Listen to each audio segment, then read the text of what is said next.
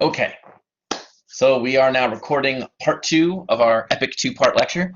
Um, so now that we saw all that cool stuff about stars in the universe, we want to bring ourselves back in and we want to talk about this stellar scale.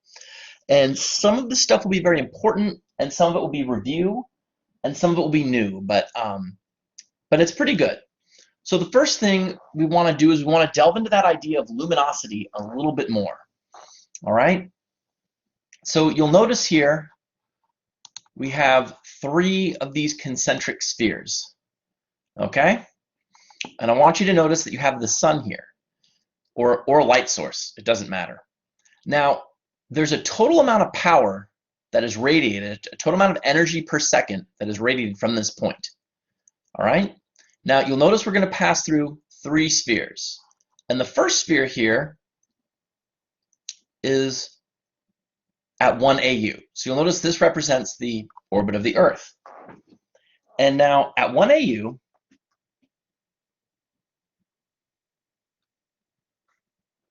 the power, all right, P at 1 AU is equal to 1,000 watts per square meter. So that means if you get a meter squared, the sun delivers about 1,000 watts per that meter.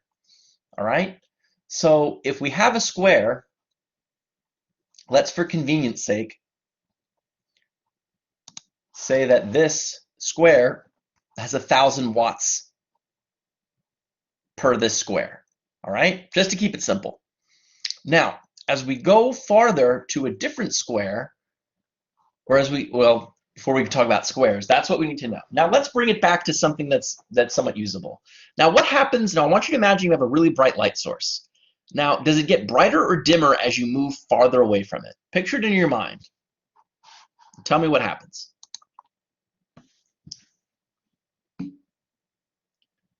Gets dimmer, right? Everyone agrees with that?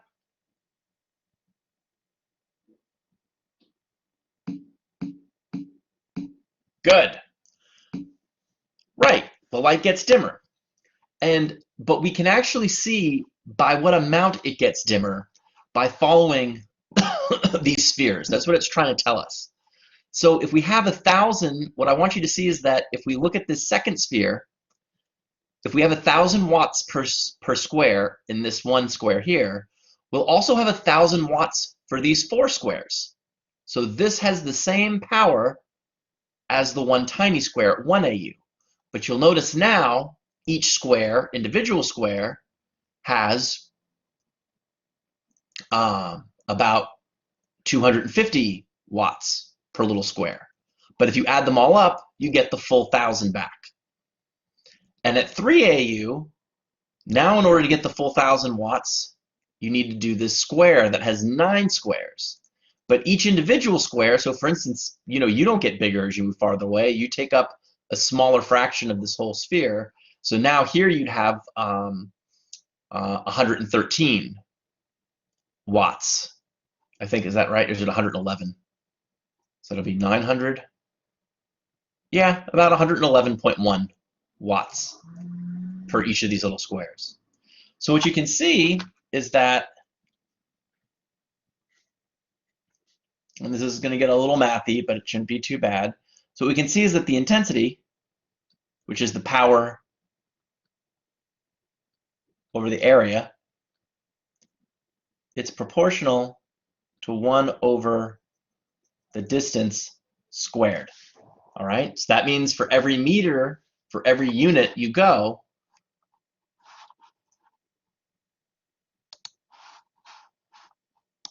for every sphere you get to, you'll notice that you have 1 over 1 is 1, over 2 AU, it's 4 squares, 3 AU, it's 9 squares. Anyone want to take a guess what 4 would be if we made a 4th sphere with a radius of 4 AU?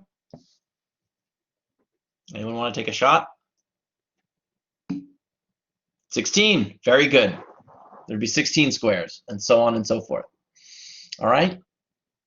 So this is just to give us a little connection quantitatively between what we observe qualitatively. We know as we get farther away from the light source that it's going to get dimmer. But what this analysis of these spheres tells us is about by how much. And that's important to know.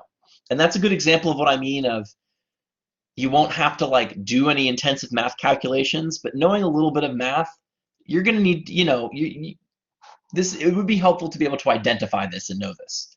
Am I going to make you calculate something with it? No, but you should know that the intensity decreases with the inverse square distance. And they call it inverse because the r squared is in the denominator of the fraction. So you need some context, but again, shouldn't have to do much math, but you should be able to read just a tiny little bit of it. Okay, so the brightness of a star will depend on both its distance and its luminosity. So, of course, more stars that are just brighter will be able to shine brighter, but then the distance will also play a role. And this is one of those pictures that I just like to look at. This is a collection of a cluster of stars. And there's a lot going on here. And I want you to just look at this cluster, and I want you to notice, what do you see? And just make some observations. So sit with it for a little bit, and so we're looking at stars here. Do all the stars look the same? What kind of variation do you see in this picture? Color's a good one. Some are bigger, some are smaller. Color and size is about does it. You'll notice that we have all sorts of different colors, right? Some blue, some white, some orange, some yellow if you look for it really carefully. Size, some of these are much brighter than others. And again, our main players here will be that luminosity, right? That's the power just given by a star. That doesn't change. It's just there's an output power. And then the distance will give you both of these things together will give you the brightness of a star. All right. So now luminosity we of course can't measure very well because you have to actually be close to something to get there. What we can measure particularly well is brightness and distance. All right. So we'll have some review on distances, but I'll just remind you of that. We're going to kind of fly through that stuff. Okay. Oh, ow, back hurts. So luminosity is the amount of power a star radiates per second, energy per, no, so it's the amount of power a star radiates per energy second, right? So that's a luminosity, so that's the total power. And then the power per, the brightness you can think of as is an intensity, right? So they're calling apparent brightness and intensity. That's the amount of starlight that reaches the Earth, energy per square meter, okay? So the luminosity is fixed, right? The intensity or the brightness changes as the distance changes, okay? And we call it apparent brightness here. It's the amount of starlight that reaches Earth. So let's see, what are we going to look at? Okay, so this got turned into Klingon. So area of a sphere.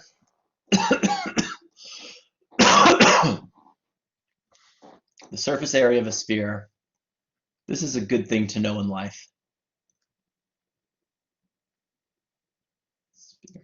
So not the volume, but the surface area is equal to 4 pi r squared, where the r is this radius squared. I don't know how we got whatever this is, but that's weird. Let me make sure there's not something I missed there. Nope, that's just some good old shenanigans. So if we divide the luminosity by the area, we can get the brightness. All right, now again, I don't like how it's presented here because the luminosity ain't something you're going to have.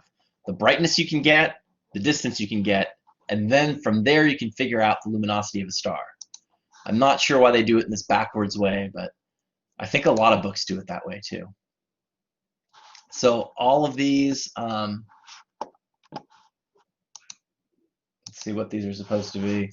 So this is just an X, and these weird things are pi's, the number pi. So wherever you see this, you can write a pi. Actually, you know what? We're gonna write it correctly here. Luminosity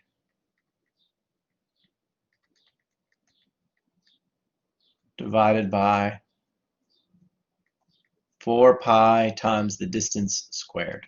D and R I use interchangeably all the time. And so brightness,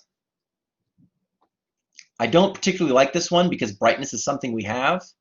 Here, the luminosity, something we're interested in, that we can't see or we can't directly measure, is equal to 4 times d squared times the brightness. Now I like this better because in physics, this is how we write things.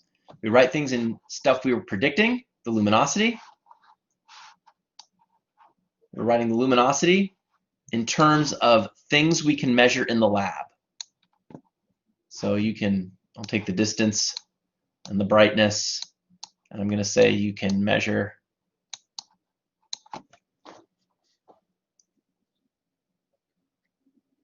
in a lab. And that's how we usually like to write down physics equations. Stuff we can do on Earth in terms of stuff we can't do on Earth. Or stuff that's hard to do, that's predicted in terms of stuff that's measured. Okay. So how far away are these stars? Well, that's a great question. And we're going to use some of our old friends to figure that out. Okay, we'll basically use the Pythagorean theorem just like we did before to figure that out. Remember this idea of parallax that we talked about before, putting your hand in front of your eye and going back and forth. And we can use those parallax angles to calculate the distance. Now this of course requires a telescope. You couldn't do this in ancient times. Of course none of these actually work. Well, that might be a good one.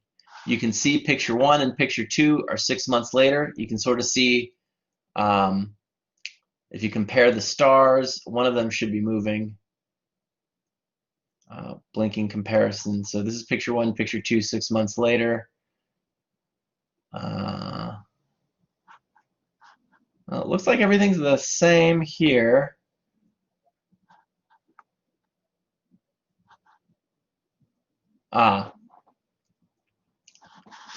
Well, that wasn't helpful. I was hoping there'd be a picture there that we could see. But here's what we'd really want to see. We have very distant stars aren't changing as the background as we go from, and we've seen this before, from July to January. But closer stars will experience this parallax. And the better telescope you have, the more you can resolve these parallax angles. And they may be small, but they're resolvable. And so you can see stars to great distances will have different angles. And the larger this parallax angle, the closer the star. All right. And again, you can use, once you have this parallax angle, all right, you have a 90-degree angle that you're looking at here, so you can solve for this angle. And once you have all 3 of these angles and you know the astronomical unit, that's why the astronomical unit is so important, you can figure out this distance d. All right, with basic trigonometry. If you've taken Math 115 or Math 200, Math 200 and 115, you might be able to do this, and Math 200, you'll definitely be able to do this. And that's all there is to it. The trick, what makes astronomy so hard is not the calculation to figure this out. It's the ability to design something that can resolve and measure the data accurately enough. So how accurate is that data? That's where the hard stuff comes in with astronomy. All right, so let's take a look at, as we survey the stars, we're going to notice something. That the sun is our reference star.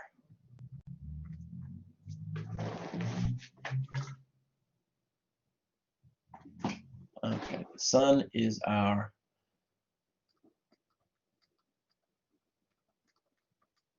reference star.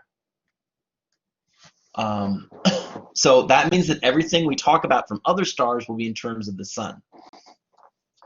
So you'll notice that when we talk about luminosity, the most luminous stars, right, which we can find out from the brightness and the distance, they'll measure from 1,000,000 times as luminous to our sun to 1/10,000th as luminous as our sun. That's what this -4 means. That's 0.0001.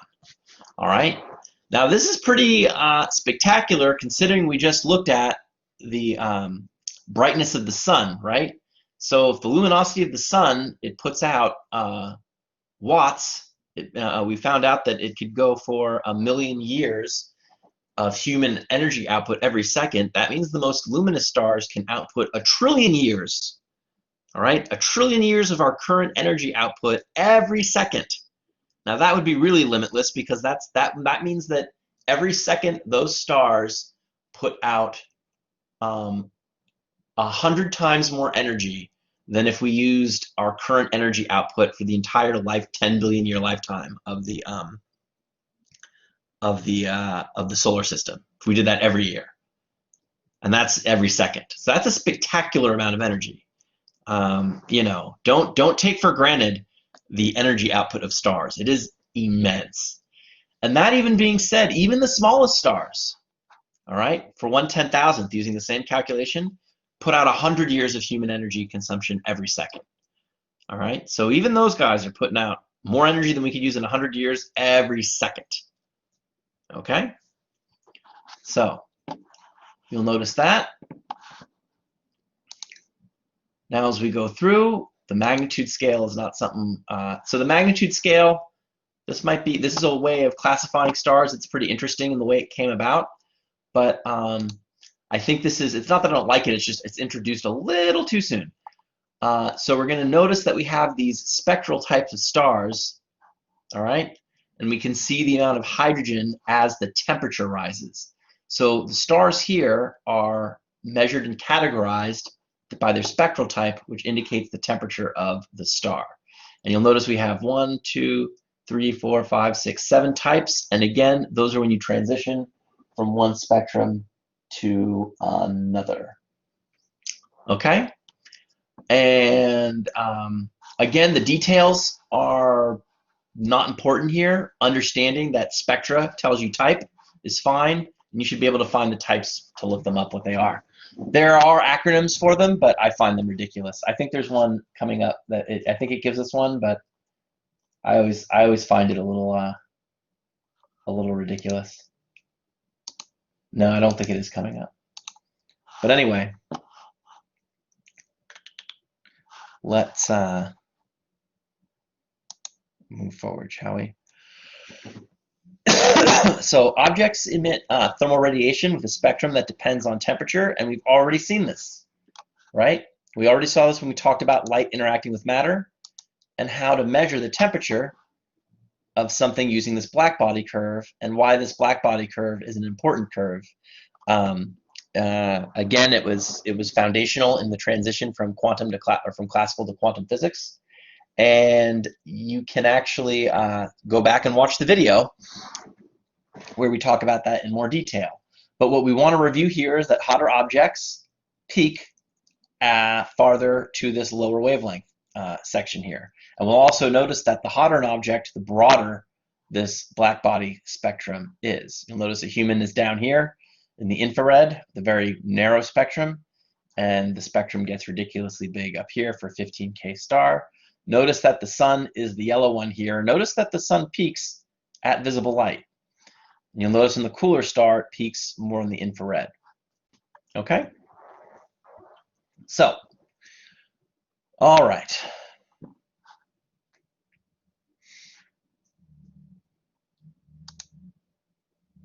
So the hottest stars are about 50,000 Kelvin, and the coldest stars are about 3,000 Kelvin, with the suns at about 6,000 Kelvin. They write 5,800 here. You'll see that sort of fluctuate between 5,800 and 6,000. All right. So now that we know that, we can look at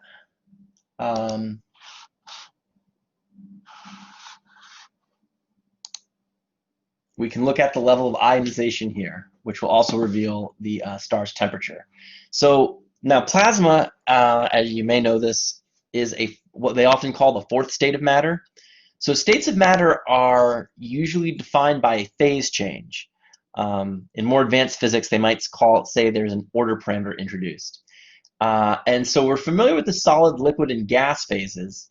But as you ionize a gas, what that means is you rip off the electrons. So the electrons start moving freely, and the positive, if you have bound molecules, you just have the positive and the nuclei, which are positive and negative, or positive and neutral, sorry.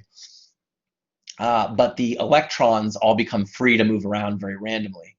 And so in this fully ionized plasma here, the atoms they're fully dissociated. All the electrons are fully dissociated. And that happens as we move up the temperature scale here. So that actually will change the spectrum too, and will help us figure out the temperature of a star. We've already seen that. It's the absorption of this electron. We've seen that. So here are the acronyms that are a little ridiculous. I find them both. We're not memorizing this, so you can pick whichever one you want. Doesn't matter. They're both sort of silly.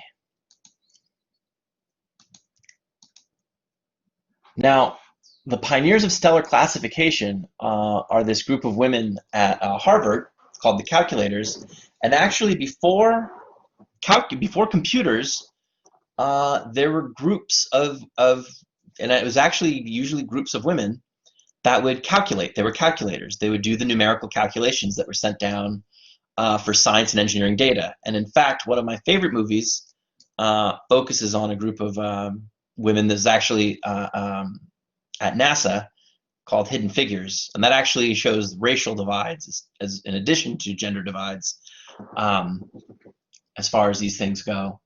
And Katherine Johnson, who the movie is based off of, actually won the Presidential Medal of Freedom, and she died recently. Unfortunately, she was about 102 or 103, and always remained a big fan of the space program, which makes sense because before she was a fan of the space program, she was integral to its success, and that includes the Apollo missions and the first space shuttle missions and landing people on the moon. She only really became a fan after she retired, after she was no longer in it. But it's a great movie, and it focuses on women who would do this job. And what's interesting about the movie also is that it's sort of, the 60s were the beginning of the installation of computers in civilian and other governmental installations besides the military. So so it was it covers some interesting stuff, and I recommend it. Now, we can measure stellar masses from how their brightnesses change. What you're looking at here is a binary. This is not a planet. So one type of star system we've not covered, which we're introducing here, are binary star systems, which are actually very common. That's when there's two stars orbiting each other. Sometimes you can find trinaries, but not very often. And as I said before, once the bodies are of reasonable size, and there's more than 3 of them, it's just unstable. They might occur, but they don't last very long. So here, if you can imagine two stars that you want to get the mass of, you can measure the period of this star orbiting, of this object orbiting this star, and if you can measure the distance between them using some trigonometry, you can actually get the mass of the large central star. Now you can also look at it at another thing. You'll notice that when you see both stars, you get both their brightnesses, right? But when the little star here, or the blue star, is in front of the orange star, you'll notice that the star A dims by a little bit, and then you'll notice that you see them both again here. But then when it's hiding behind this star, you only see star A at its full brightness. So you can look at that relative change in brightness to figure out the mass as well. So the orbit of a binary star depends, of course, on the strength of gravity. There are types of binary stars. There's visual binaries. Those we see from a bird's eye view, right? So we would see, so those we can just see the two stars orbiting each other all the time, right? They orbit around a center of mass. And so this would be like looking down on these stars, and we can see the whole orbit all the time. We can see an eclipsing binary. That's what we just saw here. That's more of a straight-on view, right? This would be an eclipsing binary. And then spectroscopic binary. We can just, we can tell, we can use red shifts and blue shifts of objects close together to measure the binary properties of the star. So about half of all stars are in binary systems, so binary systems are common. You'll notice this is a visual binary. This is a better interpretation. So you'll notice you can just see the whole orbit, right? From 1900 to 1970. You almost get over 70 years. Oh, we almost get back there. Again, the eclipsing binary we already saw. And spectroscopic binaries, again, we can look at the blue shift as they approach us and the red shift as they go away. So we can see the period of the shifting of the spectrum, and from there we can get we can actually very accurately get the period by looking at the period of those shifts. So remember, it was Kepler's third law. Remember, that's a pi over g times m1 plus m2 a cubed. So p is the period, and this is the average separation. And Newton gives us a direct way to measure the total mass of the system. All right. Now, if one mass is much smaller than the other, then this, that part won't contribute. Again, I think I've said this before, right? It's like adding, what I mean by that is adding something like 1,000, or let's do 100,000 plus 1, right? It's still 100,000. Nobody cares about that one. So yeah.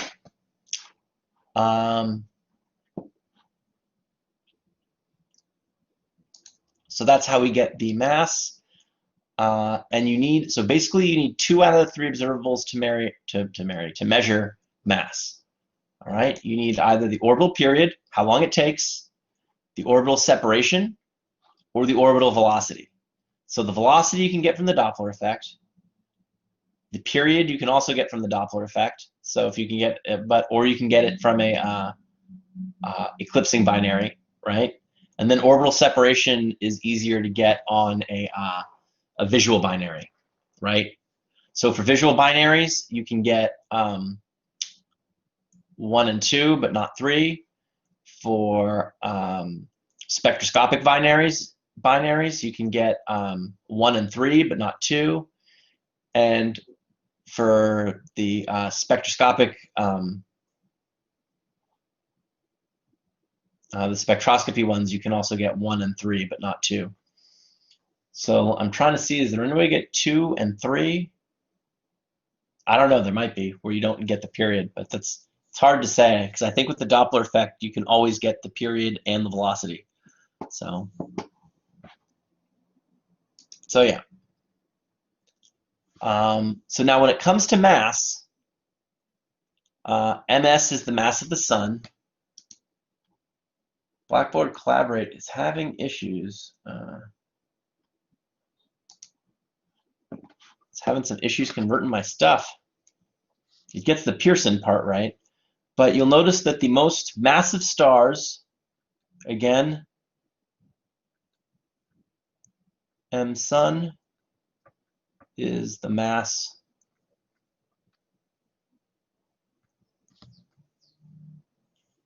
of the sun.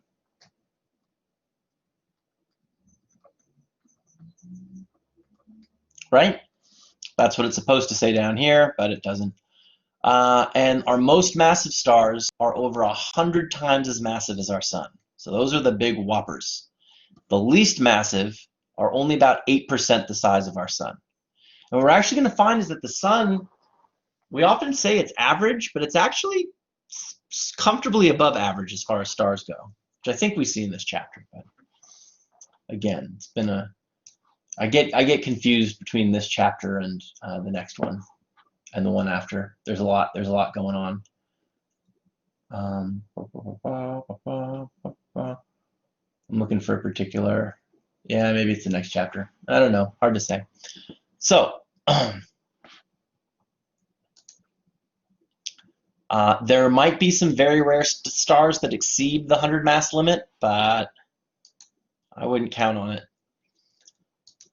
So we've learned basically what we've seen is sort of how big stars can be mass-wise, luminosity-wise, and temperature-wise. What we have not talked about is their relative size. And what we're going to see is that size tells you more about the age of a star and where it is in its life cycle than it does about how massive the star actually is. So for instance, a star that is only slightly more massive than our own sun, but older, maybe it's in its red giant phase, will be much, much bigger than our own sun, but it won't be necessarily more massive. So we'll understand a lot of that, particularly next week, but we want to look at how to classify the patterns among the stars, and that will help us get an idea of the relative sizes of stars. And the tool in which that is done is these Hertzsprung-Russell diagrams. And we want to make note about the different parts of it. Now, instead of looking and reading these words, we're just going to look at the diagram. All right, so here we have our Hertzsprung-Russell diagram, and I want us to notice a few things about it. All right, one, you'll notice here you have these supergiants and giants. You'll notice down here it says white dwarfs, and then here it says main sequence. Now, all those numbers we just talked about, like the luminosities and the masses, that really applies, and the temperatures, that forms a pattern we can see that's really prevalent on the main sequence. And we're going to have to define main sequence, which I promise you we'll do in a minute. But we're not quite there yet. But because I want to point out some other things on this diagram. You'll notice the x and y axes. The y-axis is just like you think it is. It goes from 0 to 1, but it's logarithmic. That's what's different about this scale, right? So that means that each tick is 10 times bigger than the one before it, all right? So this is 1/100,000th, 1/10,000th, 1,000th, centi, milli, 1, 10, 100, kilo, 10 kilo, 100 kilo, mega to a million, okay? But the direction is normal. Now the x-axis here, the horizontal axis, is a little different. And what I mean by that is the horizontal axis is not actually increasing as we go to the right, it's increasing as we go to the left. So you'll notice that the axis is linear, it's more what you're used to, but now we go from 33,000 to 10,000 to 6,000 to 3,000, right? And you'll notice we have our star types, our spectral types here as well. So we can use all of the, when we use all of the information we have and we create this and we plot stars on this chart, we start to notice that the hotter stars follow in the main sequence also follow with the most massive stars, and that the most massive stars have the highest luminosity and the highest temperature. Now, it's important to define the main sequence, and if they don't do it here, I'm just going to do it myself. I'm just going to do it myself. So we'll come and we'll see this again, where you can see temperature, the positive direction for temperature, the positive direction for luminosity. Like I said, temperature is weird. But the main sequence, a star is in the main sequence when it's burning hydrogen into helium in its core. So our star right now, the sun, is a main sequence star. And that's basically, you know, most of a star's life. Basically, when a star is dying, when you start getting to these giant phases and subgiants and supergiants, you're burning helium into heavier elements, and there's other types of fusion going on, but those are all very drastic and don't last nearly as long as hydrogen to helium fusion. All right, so it's only when a star is converting hydrogen to helium in its core, and that's important, in its core, that's the only time you're in the main sequence. All right, and that's when that stuff applies. So any questions about the stuff we've talked about so far? Let me take a minute, think about it. I've got to read this anyhow.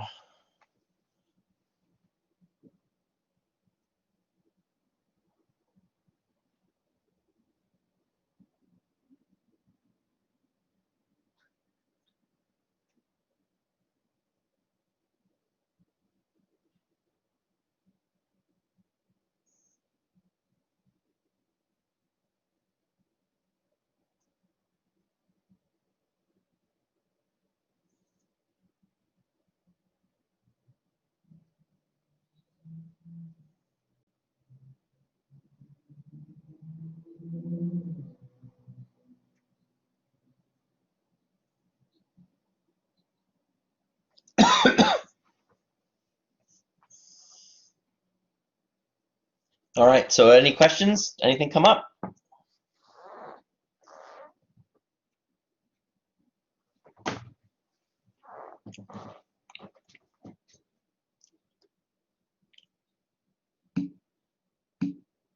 All right, good. Hopefully it's clear.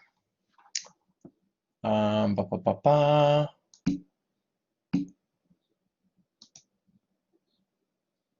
So as we can see here, this is more of a focus on the main sequence. So you can see this zoomed in. See, we go all the way from about 0.1 solar masses all the way up to 60 solar masses. Now you're going to notice they put something very interesting here. They put the lifetime, right? So the lifetime of our sun was about 10 billion years, or 10 to the 10. You'll notice that you get 10 to the 11. Some of the smallest stars will last for 1 trillion years. But you'll notice that as you get bigger in these stars, it starts to go down. So a 6, this star here will only last about 100 million years, not even 1 billion years. And then some of these bigger stars last 10 million. Some of the very biggest stars last less than 5 million years. And in terms of star life, that is nothing. 5 million years is a drop in a bucket. All right. So basically, if we look at, if to get a large radius star, if we have a star that has a low temperature and a high radius, right, then a main sequence star, it must have a larger radii. These are your giants and supergiants.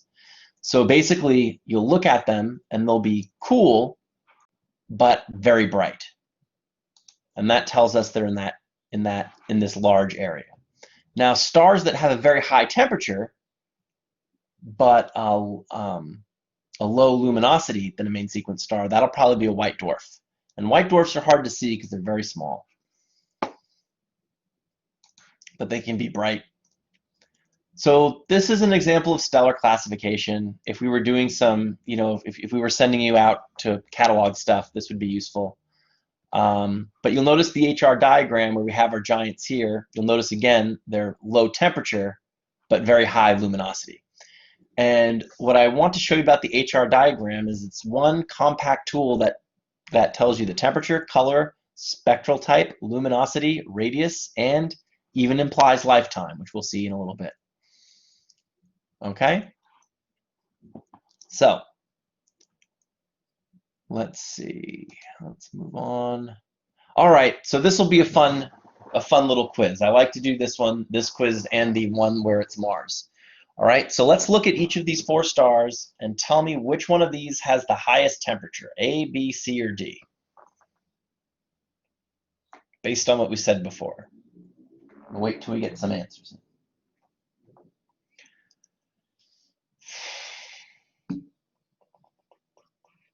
You would think, but remember, is the temperature getting bigger to the left or the right? Remember, intensity increases going up, and the other one, temperature increases going to the left. So which letter is the most to the left? D is not the most to the left. A is most to the left. A. See, A is most to the left. It's to the left of all of these. Okay? Does everyone see it? Right. Well, further towards blue on the bottom. Yeah. Okay. So next question, which of these stars is the most luminous? So remember, luminosity increases going up. So which one is the highest letter here? C. Good. Now, here's a hard one. Which one of these is a main sequence star?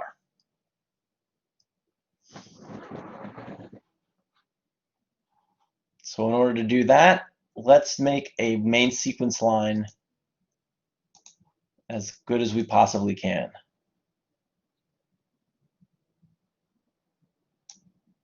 So which one of those do you think is the best answer based on that's the main sequence line that we just drew there?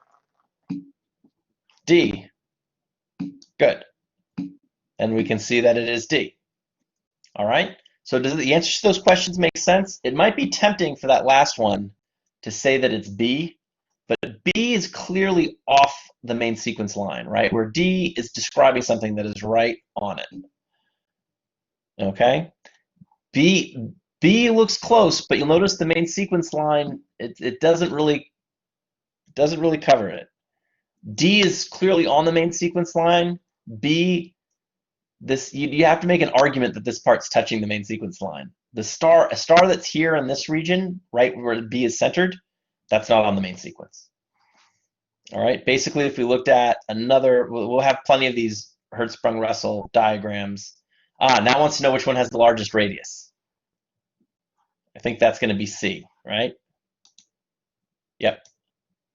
So I wanted to, right. So you'll notice B lives here. That one that was, which one's on the main sequence? That's clearly not on the main sequence line. Whereas the D star was right here. Okay? Okay, let's see what else is coming up as far as these. So you'll notice they finally decide to define the main sequence here, which is, good for them. And we can sort of see what we already know, which is that the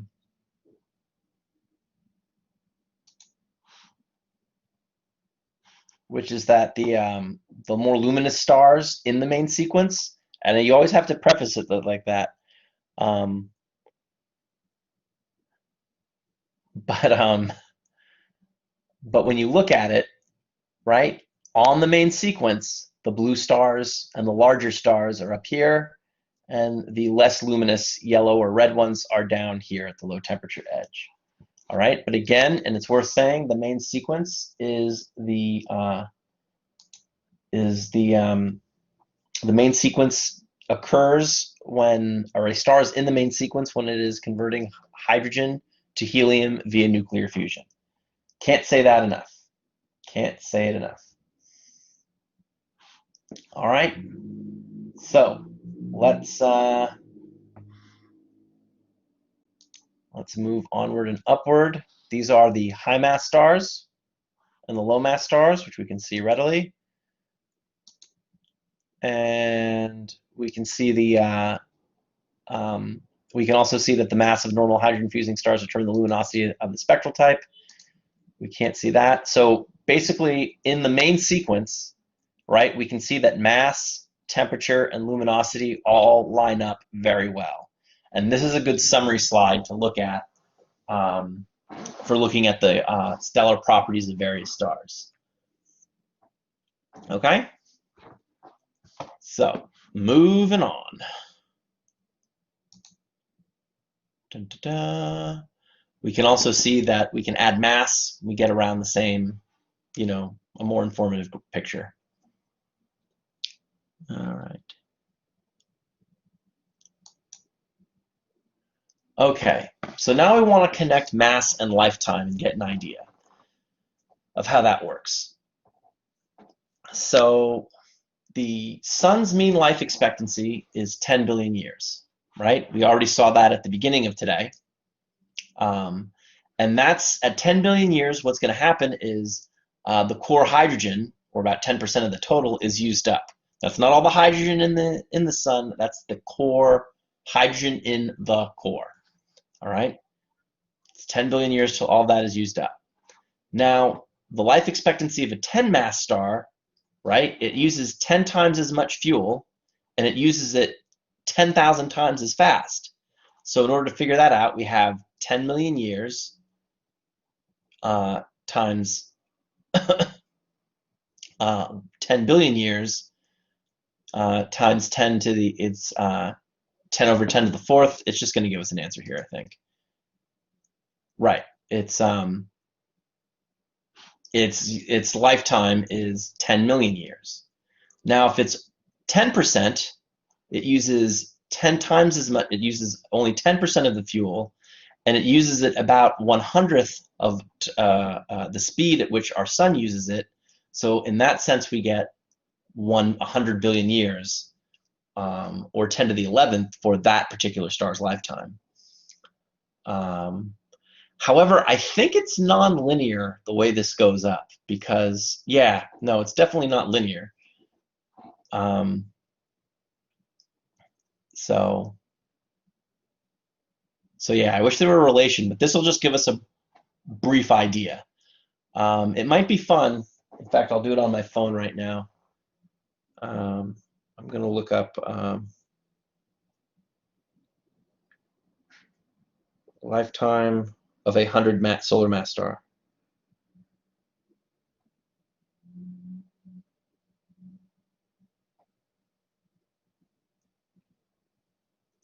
So according to the Google, a 100 mass star would only live for 1 million years, which is super tiny. And the very smallest stars can live almost to 1 trillion years old, which is very long. So what you see here is that big stars burn out spectacularly. They're huge, they're bright, and they're spectacular, but they only survive in the universe for about 1 million years. Whereas even the smallest stars, they're not bright, but they will burn for a long, long, long, long time. And I use the word burn colloquially. They'll undergo fusion for a long, long, long, long, long, long, long time. All right? So that's stellar life. So we can sort of see Proxima Centauri. They say 10 to the 12th years here, and that sort of goes against our calculation, but hard to really say. But low mass have low luminosity, long-lived, small radius. You can see Proxima Centauri, and they're more red. High mass, high luminosity, short-lived, large radius, and are more blue.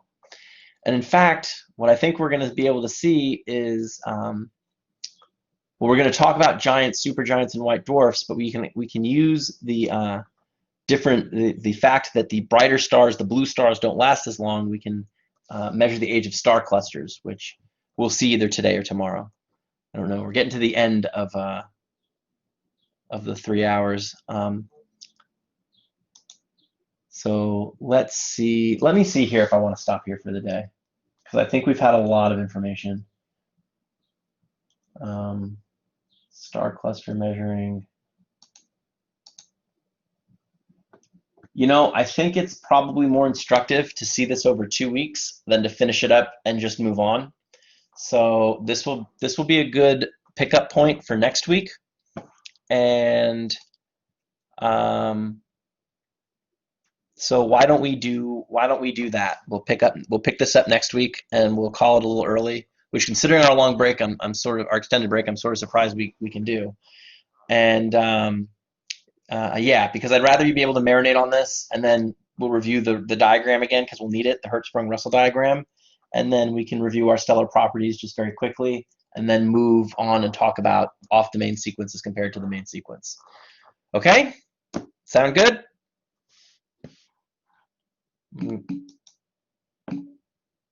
That was chapter, okay, so let me stop the recording so I can